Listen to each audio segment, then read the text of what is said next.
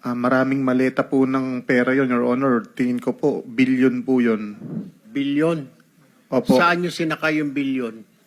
Sa mga van po, kung di po ako nagkamali, mga 6 o 7 van po yung gamit namin nun. 7 van. Pagdadala. Bakit? Ilang maleta ba yung ilang bilyon na yon? Ang laman po ng isang maleta, nasa 50 million po. So ilang maleta lahat-lahat yun?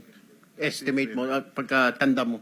Mahigit po sa 20 maleta, Your Honor. At 50 million. Opo, Your Honor. So mga 1 billion po yon. Tama po ba? Opo, Your Honor. Saan po diniliver ito? Yun nga po sa meron nung una po, doon po sa basement po ng Shangri-La. Shangri-La Hotel? Opo. Saan Shangri-La po? Dalawa po, Sa, tatlo po Shangri-La ito. Saan sa po? BGC po. Sa BGC, sa basement. Opo. So, paano?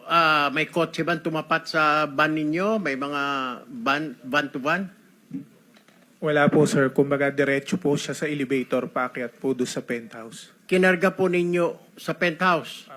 Sa Kaninong- pinakataas po. Actually, yung isang kasama po namin na si Engineer Paul, nakarating po siya mismo doon sa loob nung Penthouse. doon sa taas. So, yung 20 maleta na yon ay sa penthouse ninyo i-deliver sa Shangri-La? Yes po, Your Honor. Alright. Bukod Now- po sa Shangri-La, nagdadala rin po kami sa Valle Verde.